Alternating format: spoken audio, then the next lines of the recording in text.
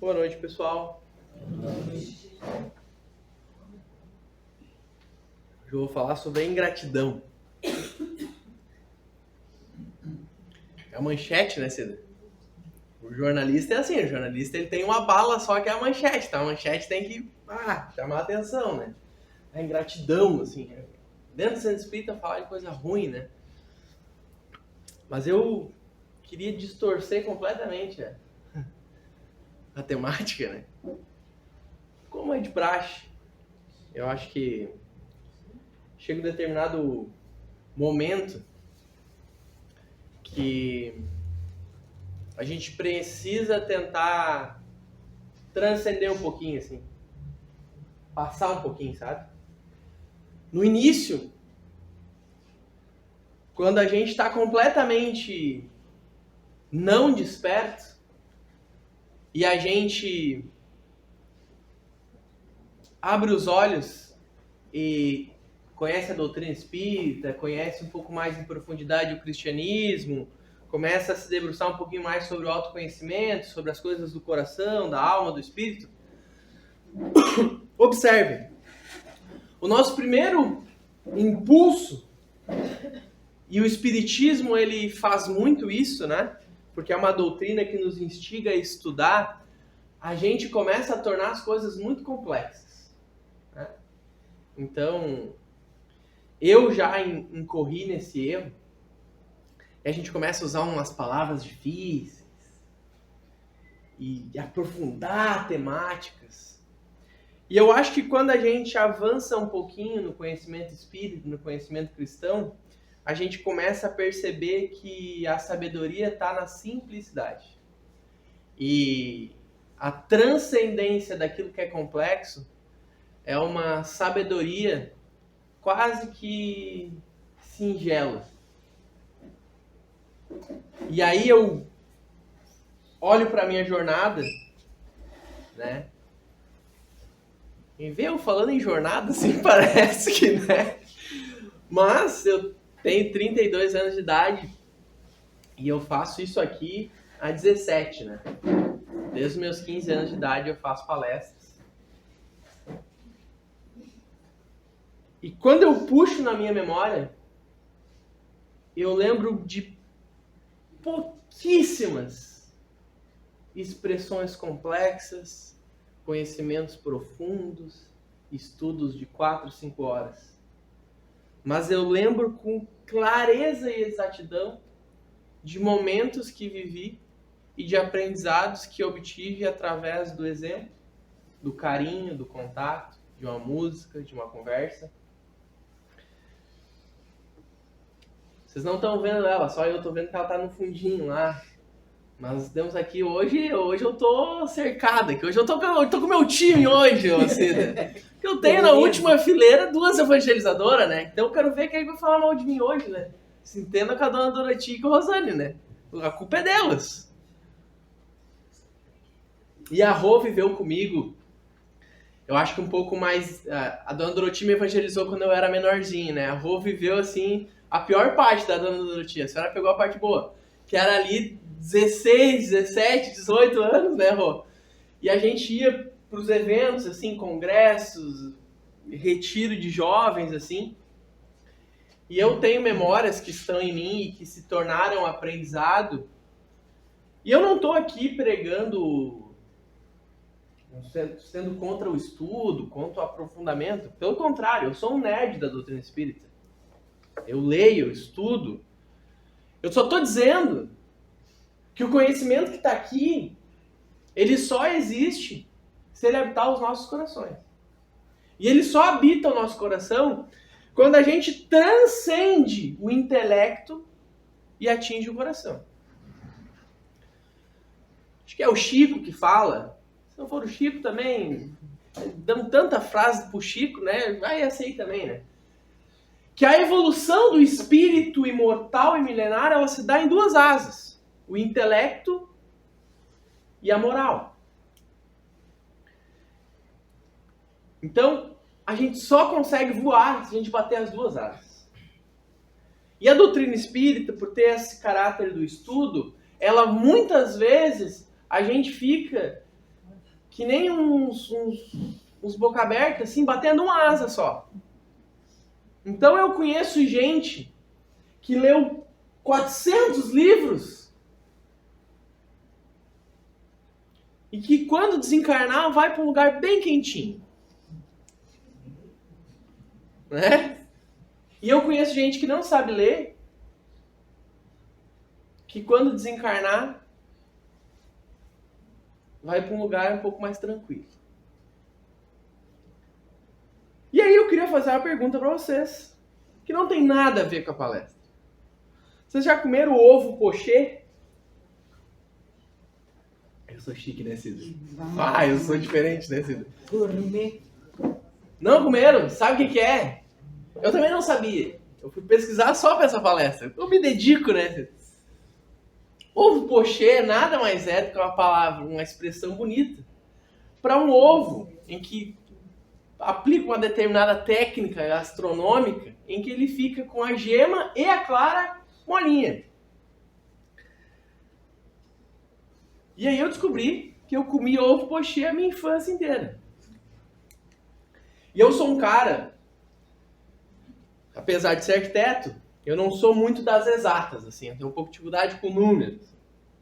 Mas eu tenho uma memória visual muito boa. Então, consigo visualizar com clareza na minha mente um ambiente que eu tive há 10 anos atrás. E eu poderia desenhar para vocês aqui agora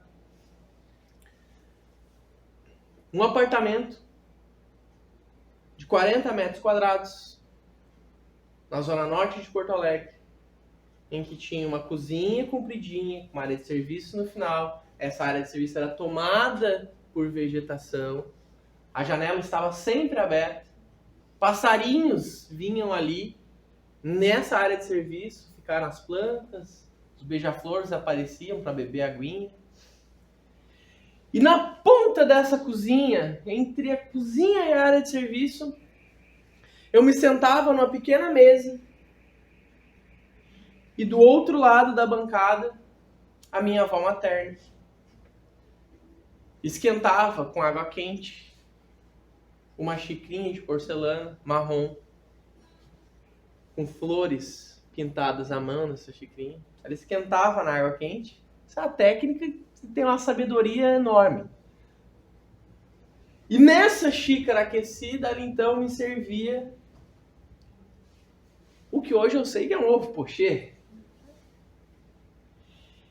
E ali, enquanto eu comia aquele ovo de café da manhã, aos finais de semana, quando eu ia pousar na casa da minha avó, a minha avó me falava as coisas mais sábias que eu já ouvi na minha vida.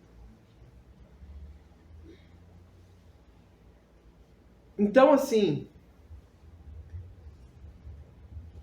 eu vou a muitas palestras, eu leio muito, eu estudo muito, mas nada nunca me surpreende. Porque todas as surpresas que eu tive diante da sabedoria de alguém, eu tive durante a minha infância, comendo ovo pochê.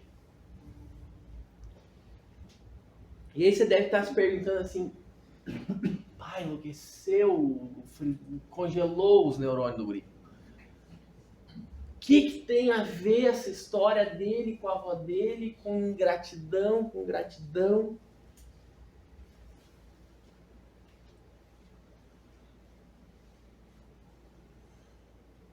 Esse sentimento que eu nutro até hoje por esses momentos, isso é gratidão.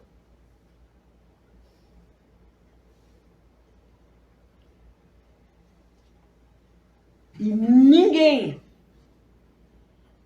aqui, mesmo que seja um psiquiatra, um psicólogo, é capaz de mensurar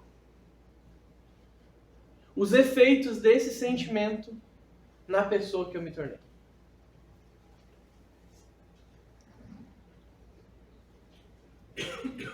E ao eu me sentir assim, o bem que se reverbera em mim e o nível espiritual e energético em que eu me conecto. Todas as vezes que eu penso nesses momentos,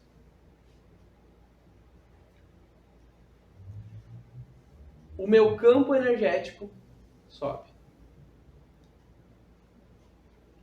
Todos os momentos em que eu lembro dos momentos em que eu vivi com os meus amigos em retiros, em congressos espíritas, o meu campo energético sobe.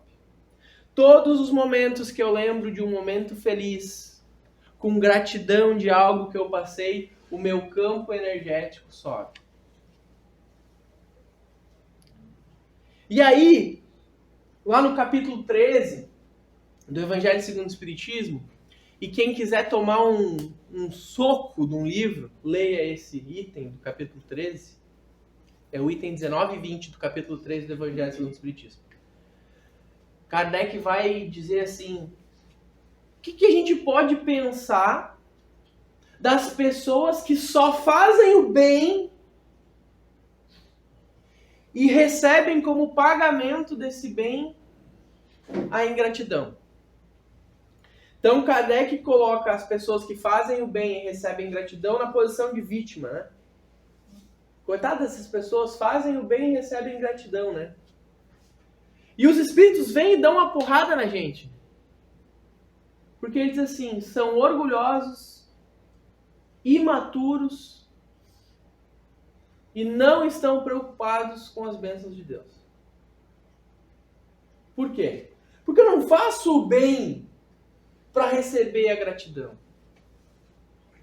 Eu faço bem porque aquilo é a emanação do amor que existe no meu coração.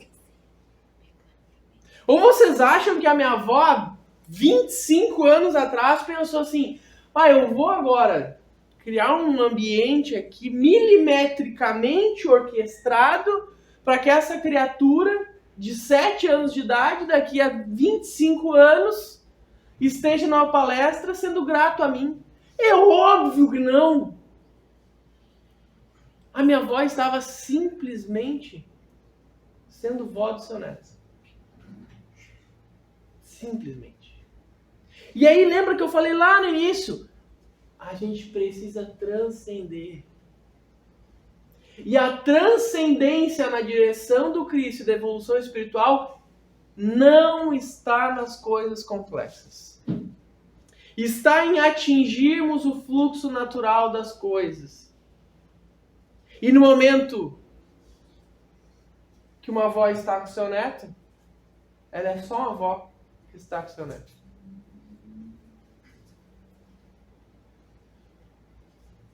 A gente atinge um nível superior. Isso pode até parecer paradoxal, mas para nos tornarmos seres mais complexos e evoluídos, nós precisamos nos simplificar.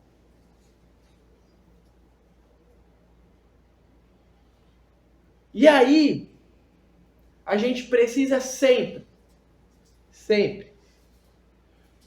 Eu sou cristocêntrico. Eu parto de Jesus e depois eu vou ver o que tem aí de... Tu quer um cara mais simples que Jesus? Simples, assim, sabe? É o mínimo, assim, sabe? É que isso aqui que nós temos, é isso aqui que nós vamos fazer. E aí vamos olhar para Jesus. Olhar nas entrelinhas, nos detalhes, entender a simplicidade de Jesus. Quando Jesus estava falando para uma multidão, e daqui a pouco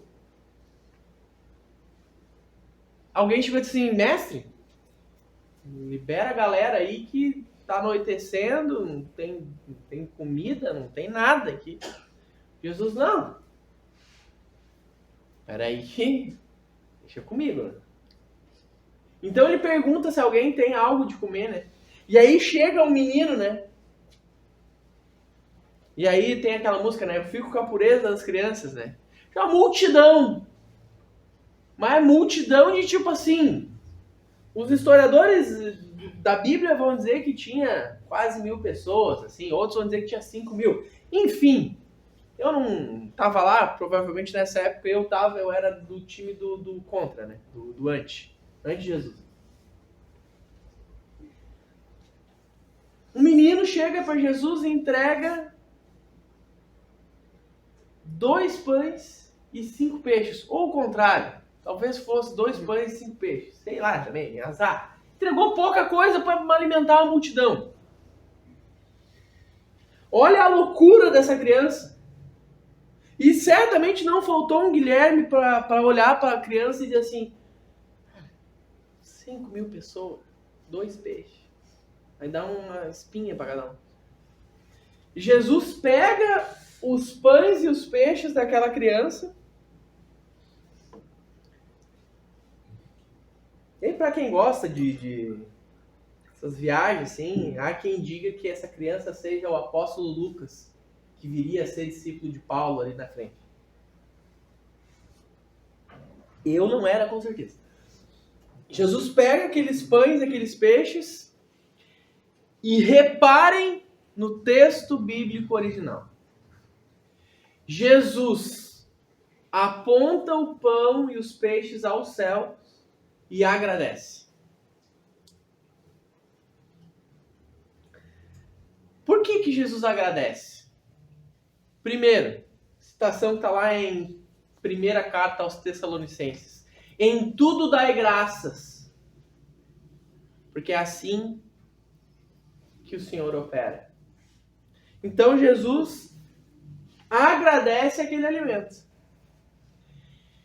E um segundo prisma que a gente pode olhar é que Jesus agradece que já sabe que aquilo ali é o suficiente para alimentar aquela multidão.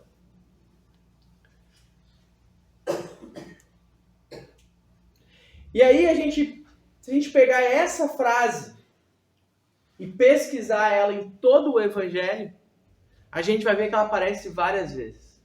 Em todos os momentos, é na Santa Ceia, é nas multiplicações, é Jesus na casa de Pedro, Jesus pega o alimento, ergue aos céus e agradece.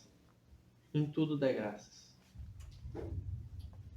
Vocês já pararam para pensar que o texto mais simbólico de Jesus... Vamos lá, quiz. Qual é o texto mais simbólico de Jesus? Mais importante? Vai ganhar estrelinha no nome, quem acertar. Sermão do Monte. Boa! Também conhecido como as bem-aventuranças, né? A bem-aventurança é um agradecimento. Bem-aventurados.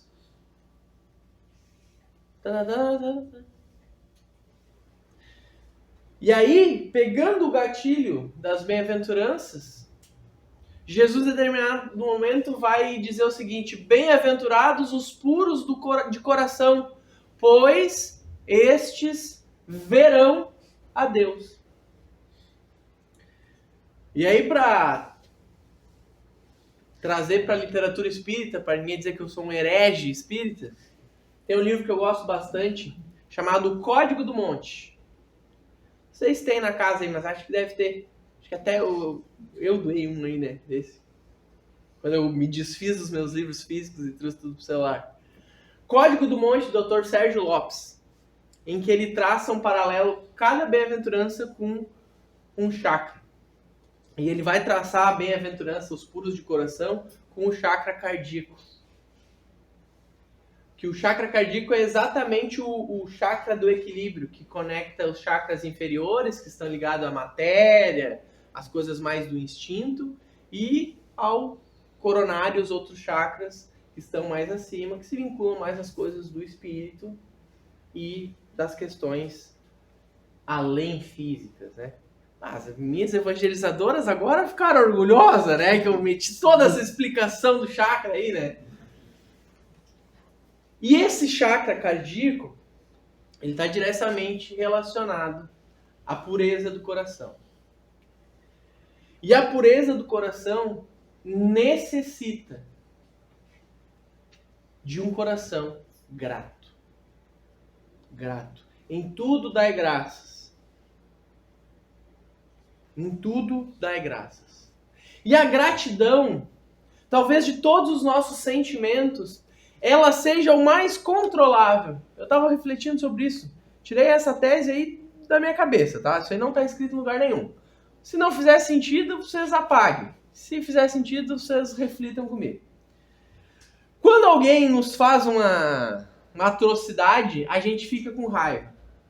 A raiva é muito difícil de controlar, né?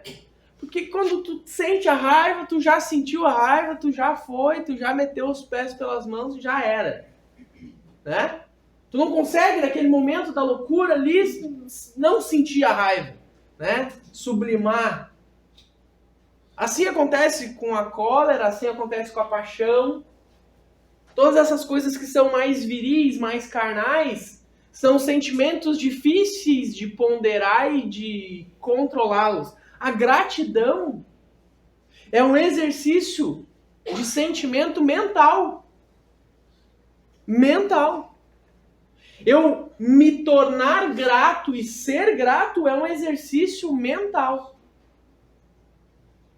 De eu parar e refletir e ser grato. Ser grato. Tá tudo certo, velho. Ah, legal. Ah, mas a gente podia ter uma casa maior. Pô, podia.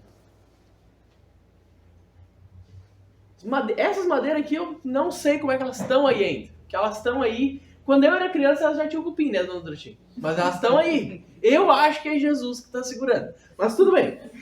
A gente podia. Podia ter uma estrutura melhor? Podia ter um palestrante melhor? Podia. Mas tá tudo bem. Graças a Deus estamos todos aqui reunidos em nome de Deus. Ai, mas o fulano não é o irmão que eu queria. Eu queria que o fulaninho fosse... Ah, eu queria que tanta coisa fosse diferente. Eu queria, olha... Eu queria eu ser diferente. Imagina os outros. Né?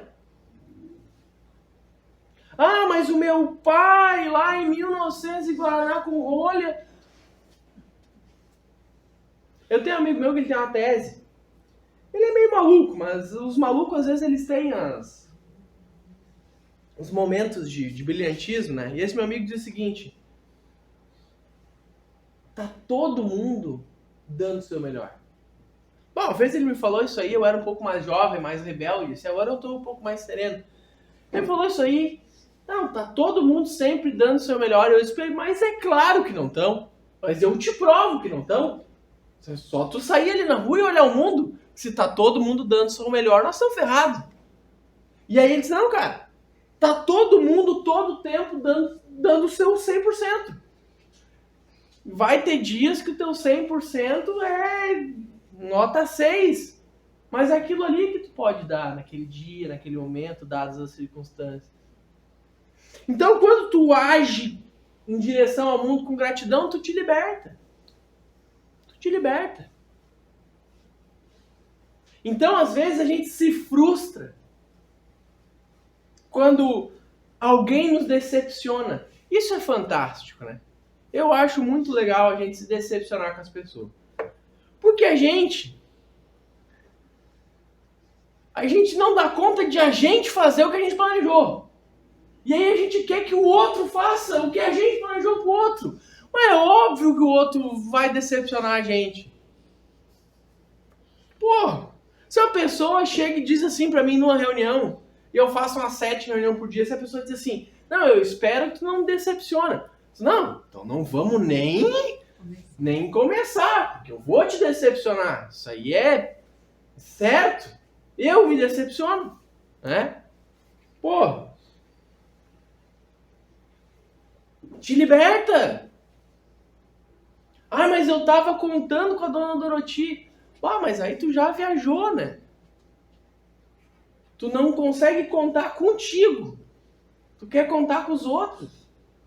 Então, assim, tem um ditado japonês, coreano, sei lá, que diz o seguinte: o otimista espera que o vento mude. O pessimista reclama do vento e o realista ajusta as velas. Vocês imaginem, às vezes eu entro numas... Coitado de Jesus, né? Ele deve olhar assim às vezes. Jesus de vez em quando deve pegar o controle e botar assim na minha vida, sabe? Tá, agora eu vou assistir a vida do Guilherme. E aí ele fica olhando meus pensamentos assim. É um momento de relaxamento, de entretenimento dele, né? Porque eu fico pensando assim, tu imagina se Jesus fosse esperar alguma coisa de nós? Pá, tá ferrado, né? O cara veio pra salvar a galera toda, só fez o bem, acertou tudo que ele acertou, chutava era gol. Nós matamos o cara! Daí eu pergunto pra vocês, vocês acham que Jesus se decepcionou? Jesus não estava contando. Jesus chega em Pedro. Não é que Pedro fosse o Guilherme que estava passando lá na Santa... Não. Jesus dormia na casa de Pedro, almoçava na casa de Pedro. Era o faixa, o gerente, né? Jesus chega na Santa Ceia e diz assim, Pedro, eu conheço teu coração, Pedro. Tu vai me negar 3 vezes e tá tudo certo, Pedro. Tá show. Nós estamos fechados aqui, estamos juntos. Então, assim, a gratidão é muito mais um movimento de ser grato e escolher ser grato do que uma coisa que, tudo deu certo, aí eu vou ser grato. Pô, minha avó é uma pessoa cheia de defeitos. Cheia de defeitos. Não vamos aqui criar a avó do Guilherme era uma santa. Não, óbvio que não. Minha avó tinha inúmeros defeitos. A minha mãe tem inúmeros defeitos. Todo mundo aqui tem um monte de defeitos. Vocês pensam o palestrante? O palestrante está fazendo palestra porque deve um monte para Jesus. Então tem que parcelinha, né?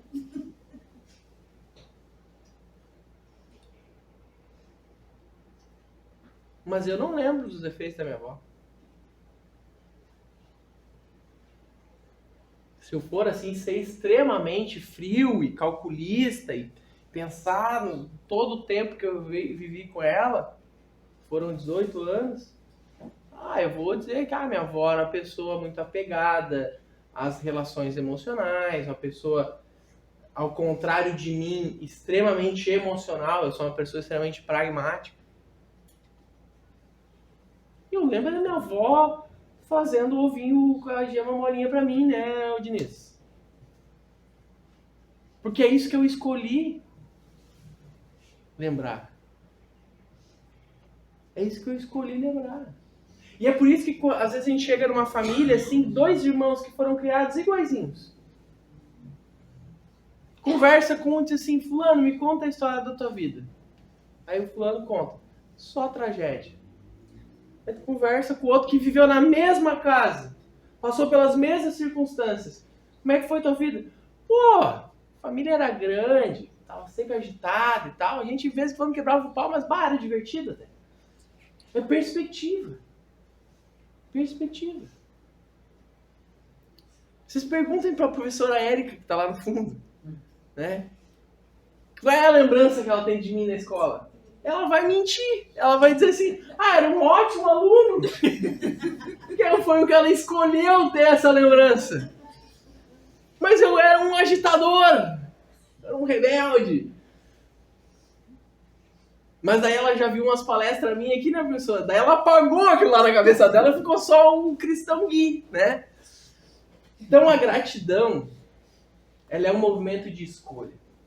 E ela é um movimento de escolha que nos liberta.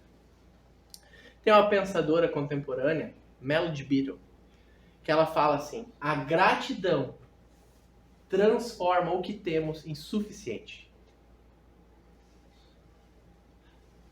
Se vocês não lembrarem de nenhuma das bobagens que eu falei aqui, e vocês lembrarem só dessa frase, essa frase, apesar de não ser de uma pessoa dita cristã, né? Talvez até seja, mas ela não trabalha com isso.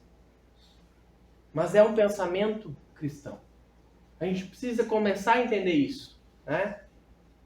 A gente fica esperando que nasça o próximo Chico, que nasça o próximo Divaldo. Talvez não vá nascer no seio da religião o próximo grande cristão. Talvez vá nascer no campo da ciência, da tecnologia. A gente precisa começar a identificar o que é um pensamento cristão daquela porta lá para fora. E esse é um pensamento cristão, mesmo que não esteja em um livro cristão. Mallory Beadle. A gratidão transforma o que temos no suficiente. E aí, quando eu li essa frase, assim, quando eu estava preparando a palestra, eu disse, é isso. É isso, é isso. E aí, eu disse, cara, isso aí, essa mulher não inventou isso aí. Isso aí está escrito em algum outro lugar, ela só deu uma maquiada. E aí eu lembrei de Mowgli e o urso lá, né? Que aí o urso canta assim, necessário, somente o necessário, o extraordinário é demais. A gratidão torna aquilo que já temos necessário. E aí, se a gente quiser avançar para além do desenho da Disney e a gente visitar o século IV a.C., a gente vai pegar o pensamento aristotélico e vai descobrir que era exatamente isso o que Aristóteles pregava. Enquanto Platão dizia que o amor é o desejo, é a busca por aquilo que não temos, e daí a expressão amor platônico, né, porque não temos, Aristóteles ia ao contrário disso e pregava um amor por aquilo que já temos. Então vocês vão vendo. É uma música de um desenho infantil, é uma pensadora contemporânea, é um filósofo do século IV a.C., é Jesus. A ideia é a mesma. Em vez de nos ansiarmos por aquilo que não temos, sermos ingratos pelas decepções e amarguras da vida e escolhermos ser gratos por aquilo que temos, por aquilo que já podemos, pelas oportunidades que nos aparecem. Primeira carta aos Tessalonicenses. Em tudo dai graças, pois é assim que trabalha o Senhor. Muito obrigado, pessoal.